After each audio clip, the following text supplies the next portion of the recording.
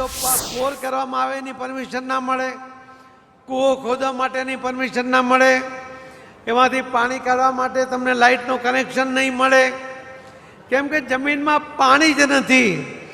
પણ એ પાણી જમીનમાં ઉતારવા માટેનો જો કોઈએ પ્રયોગ આ દેશમાં પાણી માટે સૌથી વધુ કર્યો એ માનનીય પ્રધાનમંત્રી શ્રી નરેન્દ્ર મોદી સાહેબે કર્યો.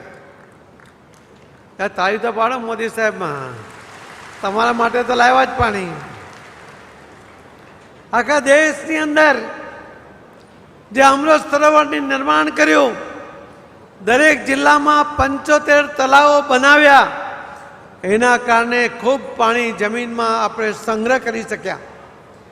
પાણી માટે જે નર્મદાની યોજના જે મોદી સાહેબ મુખ્યમંત્રી હતા ત્યારે પૂરી કરી અને બનાસકાંઠા સહિત કચ્છ સહિત સૌની યોજના બનાવીને સૌરાષ્ટ્ર સહિત જ્યાં ટેન્કરો ચાલતા હતા, જ્યાં ટ્રેનમાં પાણી મોકલવું પડતું હતું, ત્યાં આજે પાણીની વ્યવસ્થા એ માનનીય પ્રધાનમંત્રી મોદી સાહેબે કરી છે. અટલ બિહારી વાજપેયીજી કહેતા હતા કે નદીઓને જોડવું જોઈએ, રિવર લિંકિંગ કરવું જોઈએ.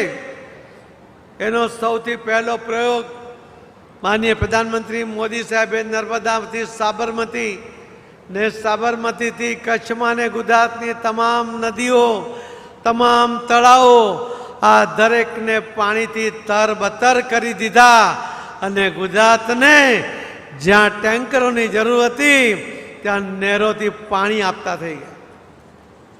મોદી સાહેબે કેન વેચવાની યોજના બનાવી. મધ્યપ્રદેશ અને ઉત્તર પ્રદેશની 2 રાજ્યોની આ યોજના 44,000 કરોડ રૂપિયાની યોજના 2030 સુધીમાં યોજના પૂરી થઈ જશે. રાજસ્થાન અને મધ્યપ્રદેશની બીજી પીકેસીની 3 નદીઓ અને એની સાથે બીજી 8 નદીઓ જોડાઈ છે. એવી 11 નદીઓને જોડવા માટેનો પ્રકલ્પ 77,000 કરોડ રૂપિયાના ખર્ચે માનનીય પ્રધાનમંત્રી મોદી સાહેબે મંજૂર કર્યો છે. પોલાવરમ આંધ્રમાં 85 વર્ષ પહેલાથી શરૂ થયેલો આ પ્રોજેક્ટ આગળ વધતો નહોતો. 2015માં મોદી સાહેબે 15,000 કરોડ રૂપિયા આપ્યા ને હમણાં 3 મહિના પહેલા પણ મોદી સાહેબે 12,000 કરોડ રૂપિયા આપ્યા. એ પણ 2027 સુધીમાં એ નદીઓને જોડવા માટેનો આ ડેમનો આ પ્રોજેક્ટ એ પૂર્ણ થવાનો છે. મિત્રો, આપણને એમ લાગે છે કે આપણી પાસે આટલી બધી નદીઓ છે, આપણી પાસે આટલા બધા ડેમ છે, આપણને પાણીની કમી કેમ પડે છે? આ દેશની અંદર કુલ મળીને 4,000 BCM વરસાદ પડે છે. આપણી જરૂરિયાત છે 1120 BCMની. અને વિકસિત ભારત 2047નું જે સપનું મોદી સાહેબે આપણને બતાવ્યું છે, જે કલ્પનાને સાકાર કરવા માટે મોદી સાહેબ જહેમત કરી રહ્યા છે, એ 2047 સુધીમાં પણ આપણી પાણીની જરૂરિયાત એ 1180 BCMની થવાની છે. આ નદીઓ, આ નાળાઓ, 6,500થી વધુ ડેમ, પરંતુ છતાં પણ આપણી જરૂરિયાત જેટલું પાણી જળ સંચય કરવાની આપણા દેશની આપણી તાકાત નથી. નદી નાળાઓ મળીને લગભગ 500 BCM પાણી આપણે ડિસેમ્બર સુધી એમાં એને જળ સંચય કરીએ છીએ. અને જે બધા જ ડેમ તમે જુઓ છો, સરદાર સરોવર હશે, ઉકાઈ હશે, બ્રહ્મપુત્ર હશે, કાવેરી હશે, કેન બેતવા હશે, આ તમામે તમામ ડેમની કુલ મળીને જે કેપેસિટી છે જળ સંચયની એ ફક્ત 250 BCMની છે. એટલે કુલ મળીને 750 BCM પાણી જ આપણે સંગ્રહ કરી શકીએ છીએ. હજુ આપણને 500થી વધુ BCM પાણીને સંગ્રહ કરવો પડે. અને ત્યારે મોદી સાહેબે વિચાર્યું કે આ પાણી સંગ્રહ કરવું હોય તો સૌથી મોટો વિકલ્પ શું છે? ડેમને બનાવવા માટે 25 વર્ષ જોઈએ. ડેમમાં 25,000 કરોડથી વધારે ખર્ચ થાય અને ત્યારે ખેડૂતોની જમીન જાય, કેટલાક ગામોના ગામો પાણીમાં ડૂબી જાય, કેટલાક પર્યાવરણવાદીઓ આવીને વિરોધ કરી જાય. અને પ્રોજેક્ટ પૂરો નહીં થાય. શું આપણી પાસે 25 વર્ષ સુધી પાણીની રાહ જોવાની તાકાત છે? બોલો ને ભાઈ, છે? તમારી રાહ જોવાની તાકાત છે કે તમને પાણી આજે જ જોઈએ છે? જો તમારે આજે જ પાણી જોઈતું હોય તો માનનીય પ્રધાનમંત્રી મોદી સાહેબનો સંકલ્પ છે catch the rain water harvesting. વરસાદનું પાણીને ઝીલી લો અને વરસાદના પાણીને જમીનમાં ઉતારી દો. સૌથી વધુ પાણીને સંગ્રહ કરવાની તાકાત એ જમીનના પાતાળમાં છે. સૌથી સસ્તામાં આપણે આ પાણીને જમીનમાં ઉતારી શકીએ. બધા જ મિનરલ સાથે એ પાણીનો જમીનમાં સંચય થાય અને જ્યારે જોઈએ ત્યારે આપણને પાણી મળી જાય. મોદી સાહેબે કહ્યું કે ગામનું પાણી ગામમાં અને સીમનું પાણી સીમમાં જ રહેવું જોઈએ. અને એટલા જ માટે ગામમાંથી વહી જતું પાણી એ ખાડામાં જાય, ખાડામાંથી નાળામાં જાય, નાળામાંથી નદીમાં જાય, નદીમાંથી દરિયામાં જાય. એના પહેલા આપણે એને ખાડામાં જ 100 ફૂટ બોર કરીને એને સ્કેન પાઇપ નાખીને 3x3ની કુંડી બનાવીને ઉપરથી કાણાવાળું ઢાંકણું લગાવીને એમાં પથ્થર ગ્રાવલ્સ નાખી દઈએ તો પણ એ ગામમાંથી વહી જતું પાણી એ બોરમાંથી ગામના પાતાળમાં ઉતરી જાય. ગામના કૂવા અને ગામના બોર એનું તળ ઊંચું આવે. એ પાણીની ક્વોલિટી પણ પીવા લાયક થઈ જાય. ખેતર માટે પણ 1 વીઘાની અંદર 4x4x6નો ઊંડો ખાડો કરો. એની અંદર 1.5 બ્રાસ તમે મોટા પછી નાના એવા પથ્થર નાખી દો. અમે એનો પ્રયોગ કર્યો. બધા સરપંચોને બોલાવ્યા, બધા ઇન્ડસ્ટ્રીવાળાને ભરૂચમાં બોલાવ્યા, બોરોવિલ કંપનીમાં, અને બોર કરીને પથ્થર નાખીને ખાડો કરીને પથ્થર નાખીને એમાં 5 હોર્સ પાવરની મોટર 5 મિનિટ માટે ચાલુ કરી. 1 મિનિટમાં 5 હોર્સ પાવરની મોટર 4000 લીટર પાણી ખેંચે. 5 મિનિટની અંદર 20,000 લીટર પાણી એ ખાડામાં છોડ્યું. ખાડો ભરાઈ ગયો, મોટર બંધ કરી. સરપંચોને પૂછ્યું કે ખાડાની કેપેસિટી પૂરી થઈ ગઈ? એમણે કહ્યું હા, પૂરી થઈ ગઈ, પણ આપણે 5 મિનિટ રાહ જોઈએ. એવું જ્યારે કહ્યું તો 5 મિનિટની અંદર એ બધું જ પાણી જમીનમાં ઉતરી ગયું. 5 HPની મોટરનું સીધું પાણી 4x4x6ના ખાડામાં જો 5 મિનિટમાં ઉતરી જતું હોય તો વરસાદ તો 90 દિવસ આવે. એમાંથી 30 દિવસ વરસાદ પડે, ક્યારેક કલાક પડે, ક્યારેક અડધો કલાક પડે, ક્યારેક 10 મિનિટ પડે. એટલે પણ આપણે 5 મિનિટ રાહ જોઈએ એવું જ્યારે કહ્યું તો 5 મિનિટની અંદર એ બધું જ પાણી જમીનમાં ઉતરી ગયું. 5 HPની મોટરનું સીધું પાણી 4x4x6ના ખાડામાં જો 5 મિનિટમાં ઉતરી જતું હોય તો વરસાદ તો 90 દિવસ આવે. એમાંથી 30 દિવસ વરસાદ પડે, ક્યારેક કલાક પડે, ક્યારેક અડધો કલાક પડે, ક્યારેક 10 મિનિટ પડે. એટલે જ્યારે પણ પાણી મળે અને 1 વીઘામાંથી જો પાણી આપણે ખાડામાં ઉતારીએ તો લગભગ 5 લાખ લીટરથી વધુ પાણી એ તમારા ખાડા દ્વારા તમારા ખેતરમાં નીચે ઉતરે છે. તમારી પાસે 10 વીઘા જમીન હોય ને તો 10 ખાડા કરવા જોઈએ. તમે જો આ એક ચોમાસું અને આવતું ચોમાસું તમારા ખેતરમાં બોર કરજો. તમને બોર કરવાની પરમિશન પણ સરકાર આપશે, તમને લાઇટનું કનેક્શન પણ આપશે અને પાતાળમાંથી તમને આ મોદી સાહેબની યોજનાથી પાણી પણ મળી જશે. આટલો સહેલો ઉપાય, આટલો સસ્તો ઉપાય એ દરેક જગ્યાએ કરવો જોઈએ. એના માટેની એક ઝુંબેશ અમે ઉપાડી. 31મી મે, આવતીકાલે 31મી મે છે. અમે 6 સપ્ટેમ્બર 2024ના દિવસે માનનીય પ્રધાનમંત્રી શ્રી નરેન્દ્ર મોદી સાહેબે સુરતના વર્ચ્યુઅલ કાર્યક્રમમાં કહ્યું હતું કે જળ સંચય જન ભાગીદારીથી જન આંદોલનમાં પરિવર્તિત કરવું જોઈએ. એમના આહ્વાનને આખા દેશના લોકોએ ઝીલી લીધો.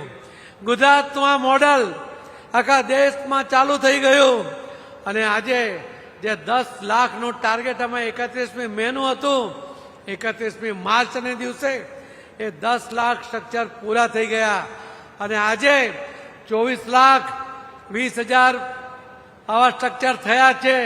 કાલે સાંજ સુધીમાં જે સ્ટ્રક્ચર થાય એ ફક્ત કલેક્ટરશ્રી પાસે જેનો એક્સેસ હોય છે એ લોકો વેરીફાઈ કરે, સ્ટ્રક્ચરનો ફોટો પાડે, બિફોર આફ્ટરનો ફોટો પાડે, કયા જગ્યાએ આ થયું છે એનું લોકેશન, કોણે કર્યો એનું નામ લખે, હોય તો ફોટો પણ મૂકે અને પછી એને અમારા વેબસાઇટ પર ચડાવે છે. મેં હમણાં અમારા અધિકારીને પૂછ્યું, એને કહ્યું કે 24,20,000 થયા છે, 80,000 પૂરા કરીશું તો કાલે 25 લાખ પૂરા કરીશું. એટલે મેં કહ્યું કે 80,000 હજુ કરવા પડશે, બધાને ફોન કરો કે જે કામ થયું હોય એને તાત્કાલિક અપડેટ કરે. ત્યારે મારા અધિકારીએ મને કહ્યું કે આપણે તો 25.5 થી 26 લાખ પહોંચી જઈશું. આ વિશ્વાસ છે તમારા પરનો, આ વિશ્વાસ છે લોકો ઉપરનો કે મોદી સાહેબના આહ્વાનને ઝીલીને આ દેશના હિતમાં, આપણી આવનારી પેઢીના હિતમાં આપણે આ કામ કરવાનું છે. નલ સે જલ દ્વારા અમારા જ મંત્રાલયની સ્કીમ છે. પર હેડ 55 લીટર પાણી આપીએ છીએ. એક ઘરમાં 5 જણા હોય તો લગભગ 300 લીટર પાણી રોજ આપે. વર્ષનું લગભગ 1.25 લાખ 1.5 લાખ લીટર પાણી તમને આપવામાં આવે. તમે પાણી તો વાપરી નાખો, પાણી બચાવતા નથી. અને એટલા જ માટે તમારા ધાબા પરથી ઉતરતું પાણી, એનો જે પાઇપ હોય છે એને થોડો જે જમીનમાં 1 ફૂટ નીચે ઉતારી દો. ત્યાં તમારી પાસે જેટલી જગ્યા હોય 2 ફૂટ 3 ફૂટ 4 ફૂટ જે કંઈ ખાડો થઈ શકતો હોય એમાં પથ્થર નાખી દો, એ પાઇપ ત્યાં છોડી દો. તમારા અહીંયા જો ફક્ત 100 મિલીમીટર વરસાદ પડશે ને આખા સિઝનમાં તો પણ તમે 1 લાખ લીટર પાણી એ તમે જમીનમાં ઉતારી શકશો. તમે જે વાપરો છો એના કરતાં વધારે પાણી ઉતારવા માટેની તૈયારી રાખવી જોઈએ. તમારી પાસે ધન છે, તમે ધનનો સંચય કર્યો છે, આવનારી 7 પેઢી સુધી ચાલે એટલો ધન સંચય કર્યો, પણ જો એને જલ સંચય નહીં કરશો તો એ જીવી નહીં શકે. પાણી પૈસાથી નહીં મળશે. હું તો ઘણાને કહું છું, તમે તો ગામના લોકો છો, આપણે ગામડામાં જોયું છે, નદીઓને વહેતી જોઈ છે, નાલાઓને વહેતા જોયા છે અને એમાંથી પાણી પીયું છે આપણે. હવે આપણે બોટલમાં પાણી પીતા થયા છે અને આ જ સ્થિતિ જો ચાલશે ને તો આપણા ઘરે જો મહેમાન આવશે એને આપણે કેપ્સ્યુલ આપીશું કે લો ભાઈ પાણી નથી પણ આ કેપ્સ્યુલ તમે લઈ લો, તમને પાણીની તરસ જતી રહેશે.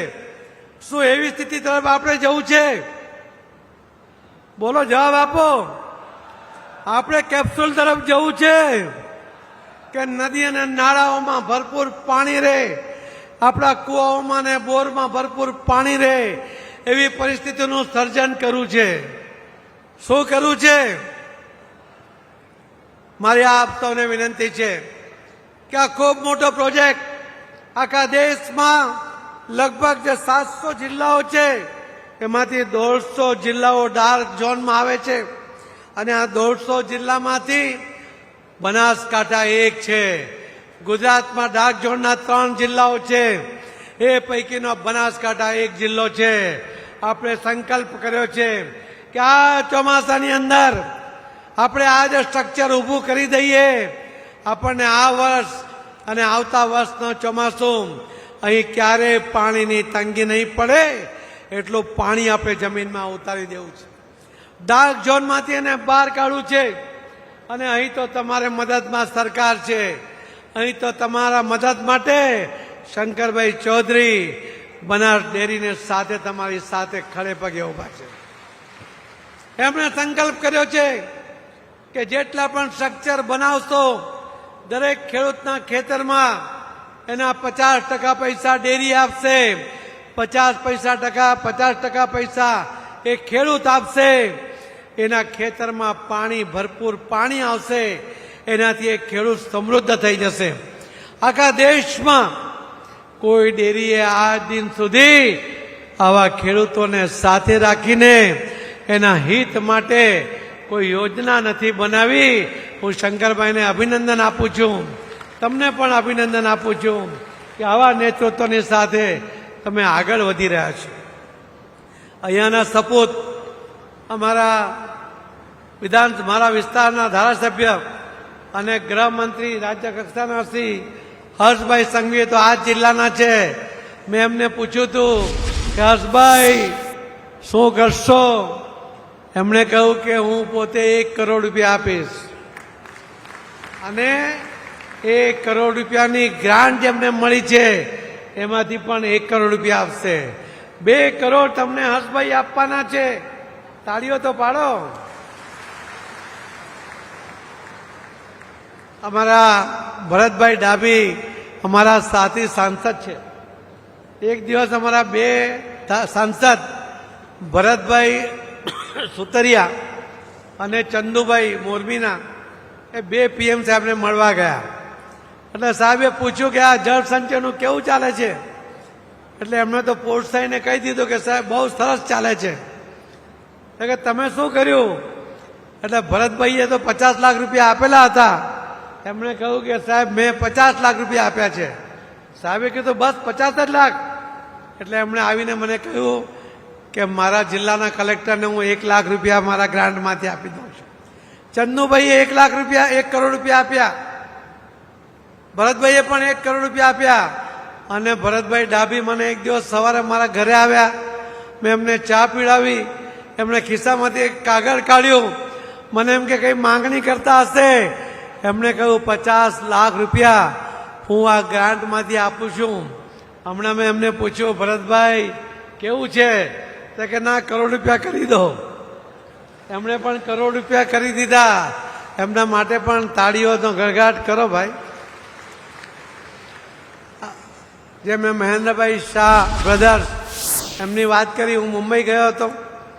એમણે મને ફોન પર કહ્યું, અમે કાર્યક્રમ કરીને આવતા હતા, સૌથી પહેલો ફોન એમનો આવ્યો. એમણે કીધું 3 કરોડ રૂપિયા મારા તરફથી, એમાંથી રાજસ્થાનના 2 જિલ્લા કલેક્ટરને 50 લાખ રૂપિયા, તમારા કલેક્ટર મીરભાઈને એમને 1 કરોડ રૂપિયા અને નવસારી કલેક્ટરને પણ 1 કરોડ રૂપિયા, એમ 3 કરોડ રૂપિયા આપ્યા છે. આપણે એમને આજે આમંત્રણ આપ્યું હતું, એ આવી શક્યા નથી, પણ એમને પણ તાળીઓથી આપણે વધાવી લઈએ. હવે વારો છે અમારા માનનીય મુખ્યમંત્રી શ્રી ભૂપેન્દ્રભાઈ પટેલ સાહેબનો. મોદી સાહેબ શું કહે છે? એમના માટે અનેક વિશેષણો છે, પણ દયાળુ પણ છે. મેં કહ્યું કે સાહેબ તમે બધા ધારાસભ્યોને કંઈક આપો. Catch the rain, rain water harvesting માટે અલગ આપો. આખા દેશમાં કોઈ મુખ્યમંત્રીએ દરેક ધારાસભ્યોને ગુજરાતના 182 એટલે લગભગ 100 કરોડ રૂપિયા ફક્ત કેચ ધ રેન માટે માનનીય મુખ્યમંત્રી શ્રીએ આપ્યા. એમના માટે જબરજસ્ત તાળીઓથી એમનું સ્વાગત કરીએ. તાળીઓ 100 કરોડમાં આટલી તાળી ના ચાલે ભાઈ. આવા કંજૂસ ના થાવ તમે.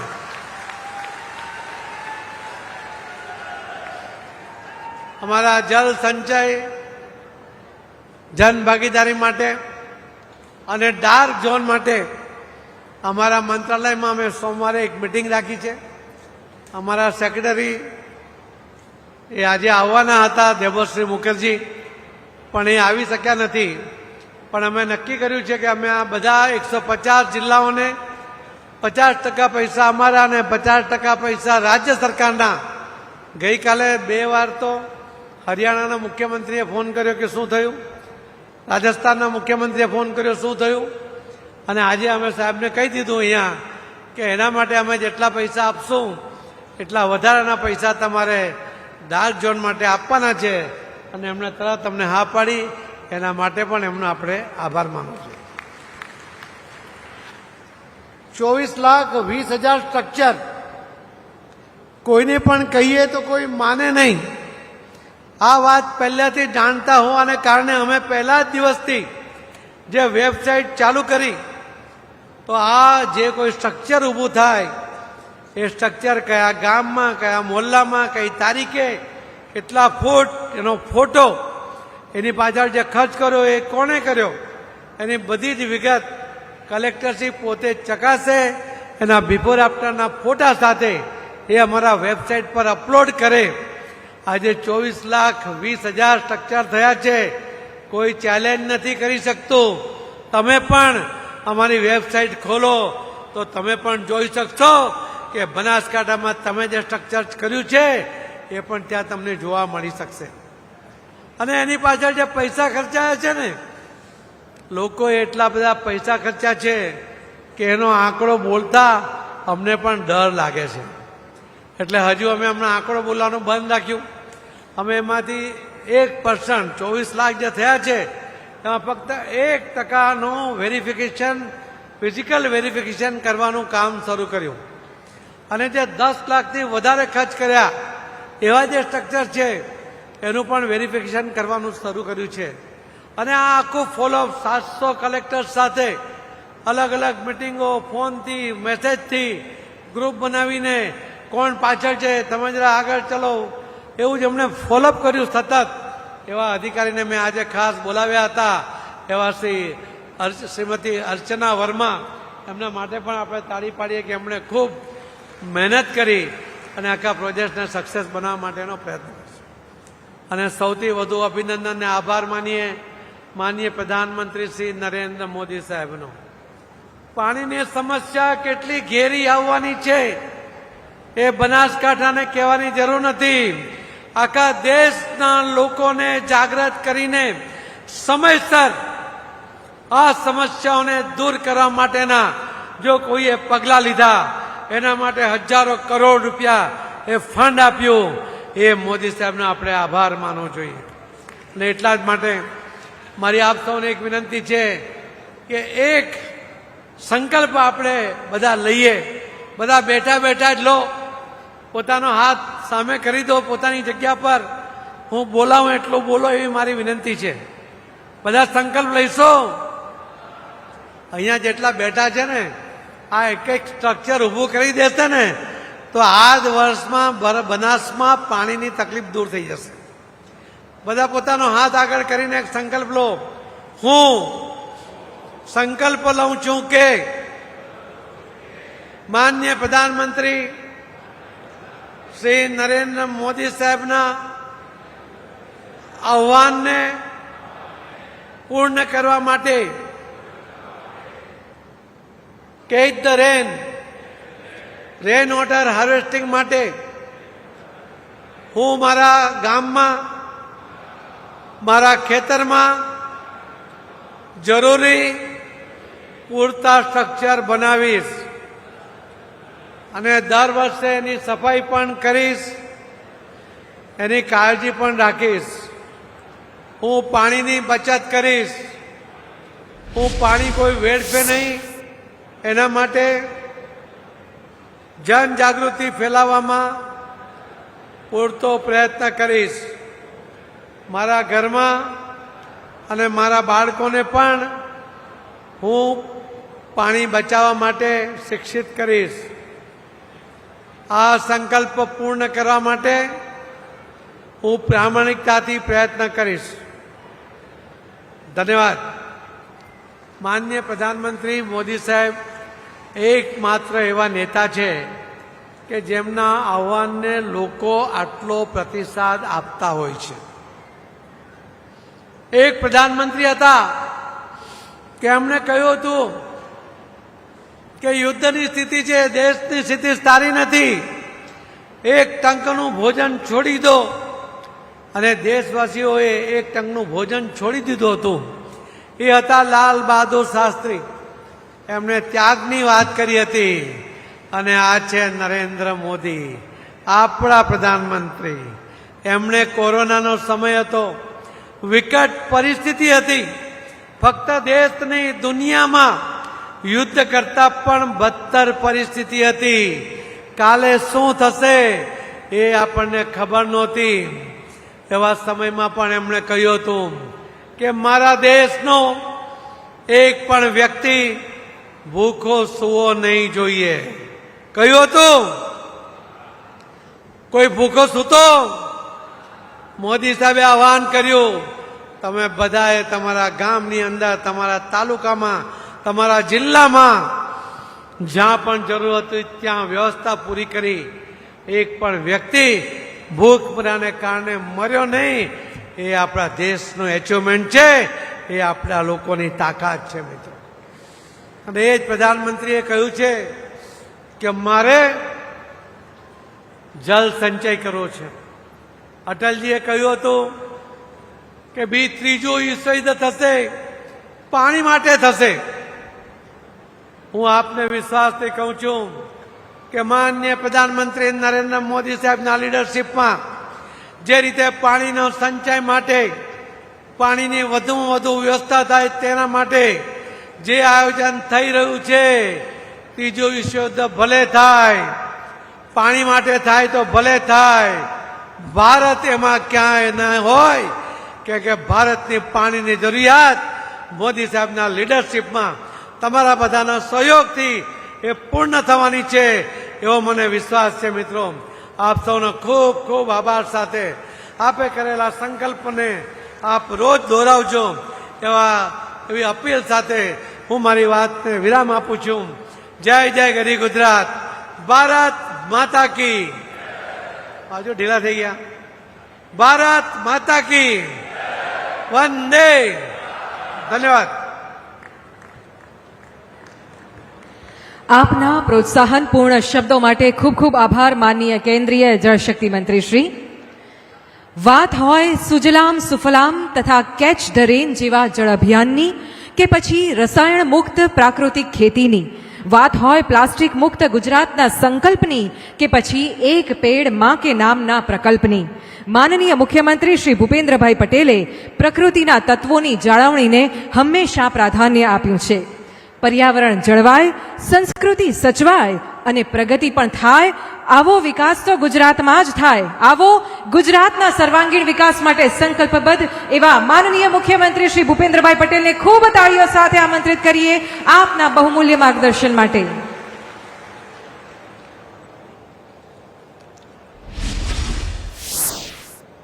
ભારત સરકારના જળ શક્તિ અભિયાન અંતર્ગત કેચ ધ રેન 2025ના આજના કાર્યક્રમમાં આપણી સૌની સાથે મંચ ઉપર ઉપસ્થિત પ્રદેશના યશસ્વી અધ્યક્ષ અને કેન્દ્રીય મંત્રી શ્રી સી.આર. પાટીલજી, ગુજરાત વિધાનસભાના અધ્યક્ષ માન્ય શ્રી શંકરભાઈ ચૌધરી, મારા સાથી મંત્રી શ્રી બળવંતસિંહ રાજપૂત, શ્રી હર્ષભાઈ સંઘવી, લોકસભાના સાંસદ શ્રી ભરતસિંહ ડાભી, રાજ્યસભાના સાંસદ શ્રી બાબુભાઈ દેસાઈ, મારા સાથી ધારાસભ્યશ્રીઓ શ્રી કેસાજી ઠાકોર, શ્રી સ્વરૂપજી ઠાકોર, શ્રી માવજીભાઈ દેસાઈ, શ્રી અનિકેતભાઈ ઠાકર, જિલ્લા ભાજપના પ્રમુખ શ્રી કીર્તિસિંહ વાઘેલા, પૂર્વ સાંસદ શ્રી પરબતભાઈ પટેલ, શ્રી હરિભાઈ ચૌધરી, શ્રી દિનેશભાઈ અનાવાડિયા તથા રેખાબેન ચૌધરી, ભારત સરકારના સંયુક્ત સચિવશ્રી,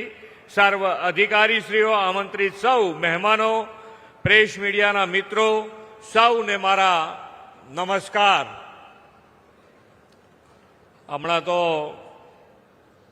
ઓપરેશન સિંદૂર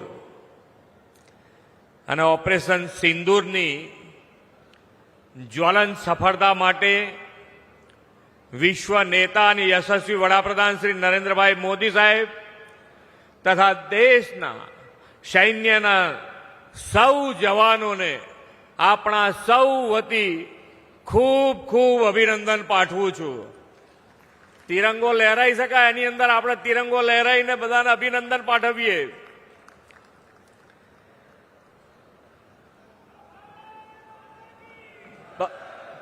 ભારત માતા કી. ભારત માતા કી. આદરણીય વડાપ્રધાનશ્રીએ જનબળ એટલે કે જનશક્તિને દેશના વિકાસમાં જોડીને અને સૌના સાથ સૌના વિકાસની પરંપરા વિકસાવી છે. ગુજરાતના આજના સર્વગ્રાહી વિકાસના મૂળમાં મોદી સાહેબે જળ શક્તિ, જનશક્તિ, ઉર્જા શક્તિ, રક્ષા શક્તિ અને જ્ઞાન શક્તિનો આપેલો વિચાર છે. આપણે તેમના નેતૃત્વમાં રક્ષા શક્તિની સજ્જતા અને શૌર્યસભર સફળતા ઓપરેશન સિંદૂરથી જોઈ છે.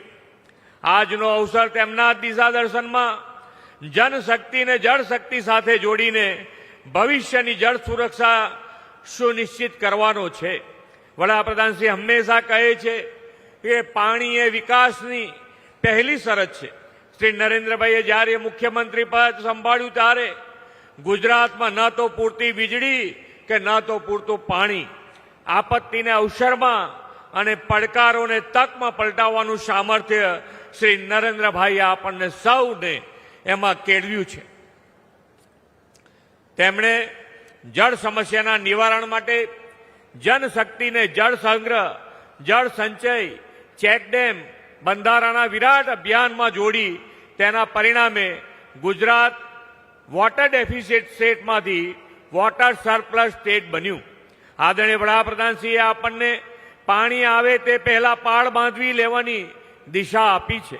સમગ્ર દેશમાં ભૂગર્ભ જળ તળ ઊંચા લાવી શકાય તેવા ઉમદા હેતુથી વડાપ્રધાનશ્રીએ 2019માં રાષ્ટ્રવ્યાપી જળશક્તિ અભિયાનનો પ્રારંભ કરાવ્યો છે. અને જળશક્તિ મંત્રાલય પણ ગુજરાતના આપણા સાંસદ અને પ્રદેશના અધ્યક્ષ શ્રી પાટીલજીને સોંપ્યું છે.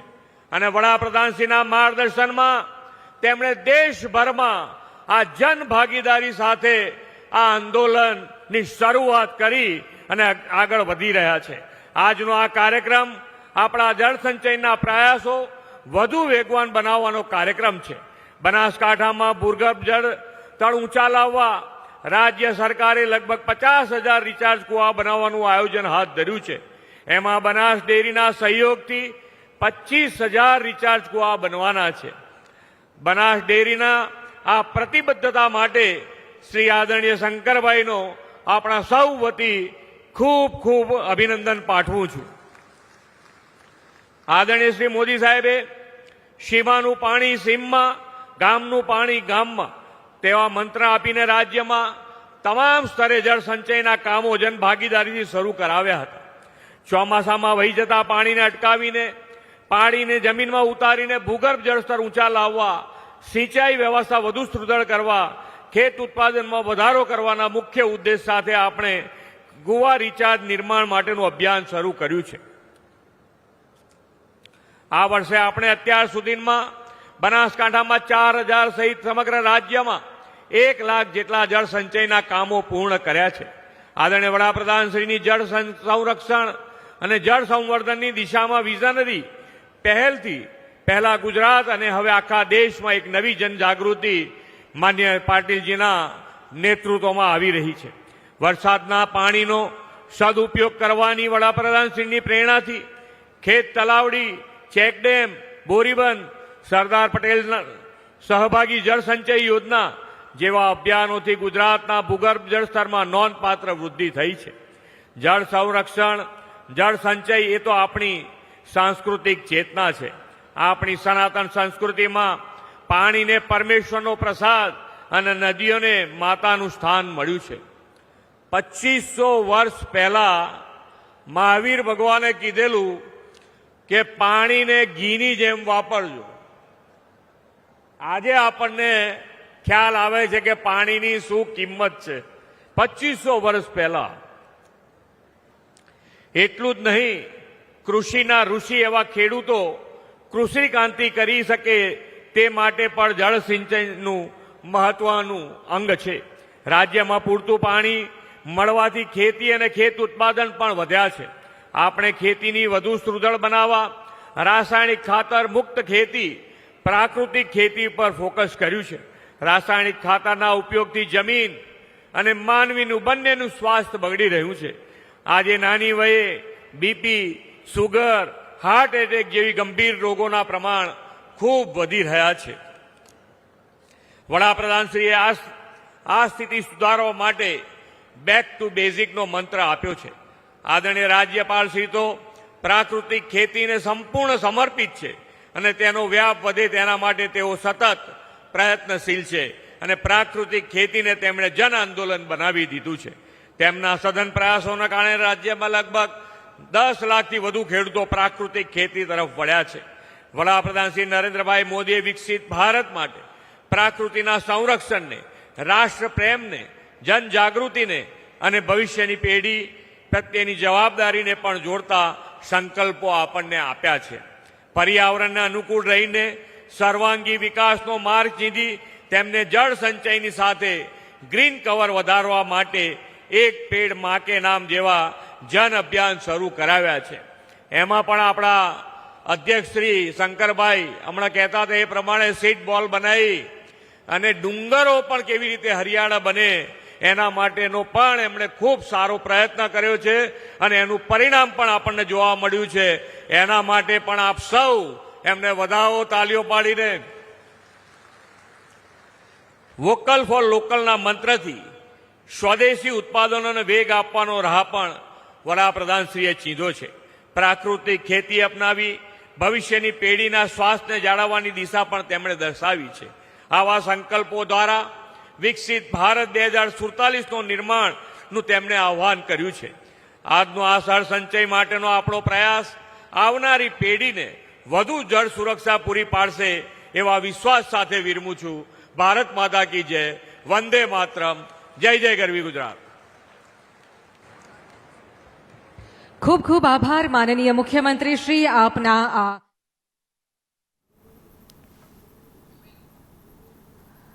મુખ્યમંત્રી ભૂપેન્દ્ર પટેલ હાલ સંબોધન કરી રહ્યા હતા. જળ સંચય, જળ સુરક્ષાને લઈને તેમના દ્વારા વાત કરવામાં આવી છે. ભૂગર્ભ જળ ઊંચા લાવવા સરકાર પ્રયત્નશીલ હોવાની વાત ભૂપેન્દ્ર પટેલ દ્વારા કરવામાં આવી છે. મુખ્યમંત્રી દ્વારા આપણી સંસ્કૃતિમાં પાણીને પરમેશ્વરનું સ્થાન આપવામાં આવ્યું છે. ઓપરેશન સિંદૂર માટે સેનાના જવાનોને અભિનંદન પણ મુખ્યમંત્રી દ્વારા પાઠવવામાં આવ્યા છે. મુખ્યમંત્રી ભૂપેન્દ્ર પટેલ જ્યારે સંબોધન કરી રહ્યા હતા પાણી, જળ સુરક્ષા, જળ સંચય વિશે તેમના દ્વારા વાત કરવામાં આવી છે.